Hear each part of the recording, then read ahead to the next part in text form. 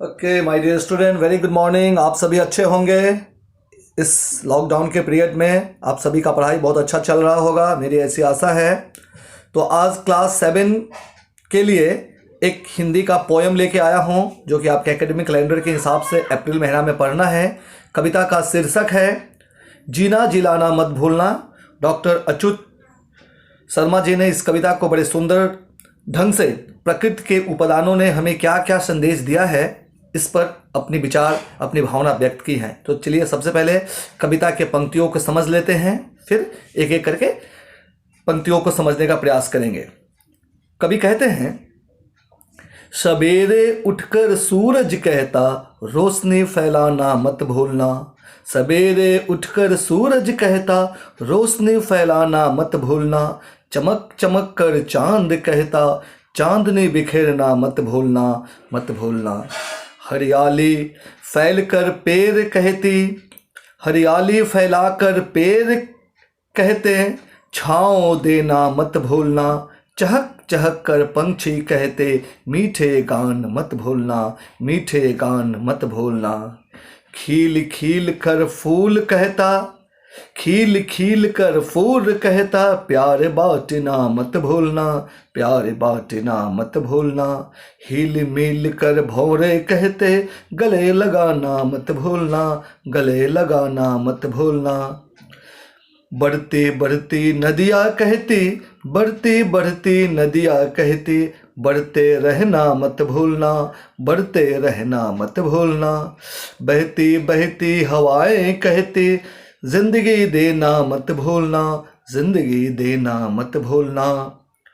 कहती प्रकृति आए विपत्ति, कहती प्रकृति आए विपत्ति हंसना हंसाना मत भूलना, हंसना हंसाना मत भूलना। चले गोलियां फटे गोले, चले गोलियां फटे गोले जीना जिलाना मत भूलना, जीना जिलाना मत भूलना, जीना जिलाना मत भूलना। धन्यवाद। सो माय डियर स्टूडेंट, आपको इस कविता की पंक्ति में क्या भाव समझ में आया होगा। मैं थोड़ा सा आपको इस कविता के भावार्थ को समझा देने का प्रयास करता हूँ। प्रकृति में हमारे अनेक प्रकार के उपादान हैं, जैसे सूरज, चांद, पेड़, फूल, भौरा, नदियाँ, ये सारे हमें अनेक अनेक प्रकार के हमें संदेश देते हैं।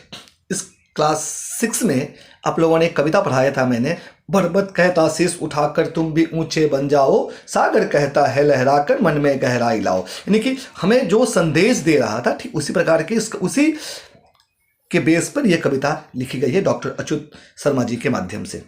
डॉक्टर अच्युत शर्मा जी ने इस कविता को बड़े सुंदर ढंग से कंपोज किया है। तो देखिए क्या कहते हैं कि सूरज सुबह निकलता है और वो रोशनी फैलाकर हमें ये संदेश देते हैं कि हमें रोशनी फैलाना चाहिए, हमें सभी लोगों में उजाला करना चाहिए। सूरज जैसे उजाला करता है वैसे हमें भी लोगों में उजाला करना चाहिए, रोशनी बांटना चाहिए। चांद जो है वो चमक फैलाकर हमें चांदनी बिखेरने का संदेश दे रही है, यहाँ या दे रहा है। हरियाली फैलाकर पेड़ कहते हैं, पेड़ का जो काम है वो हरियाली देना है, छांव देना है। तो पेड़ हमें परोपकारिता का संदेश दे रहे हैं, ठीक है। उसी तरह पंछी चहक चहक कर मीठे गान गाने के लिए हमें कहते हैं कि हमें हमेशा मीठे शब्द बोलने चाहिए। अगले पंक्ति में कवि कहते हैं कि फूल प्यार बांटने का संदेश हमें दे रहा है, हमें सभी से प्यार बांटना चाहिए, गले लगाकर हिल मिल कर रहना चाहिए। जैसे ये संदेश हमें भौरों के माध्यम से आ रहा है कि भौरा कहते हैं कि गले लगाकर हमें सबके साथ प्रेम से रहना चाहिए, वो गले लगाना कभी भूलना नहीं चाहिए। हर एक लोगों में आपसी प्रेम रखना चाहिए। हिंदू, मुस्लिम, सिख, ईसाई, हम सब है आपस में भाई भाई, ये सभी लोग हमें आपस में मिलकर हमें प्रेम में रहना चाहिए।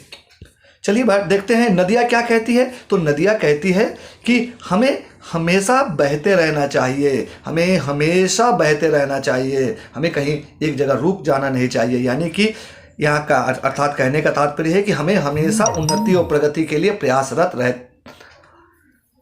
रहना चाहिए, क्योंकि कोशिश करने वालों की ही जीत होती है, ठीक है।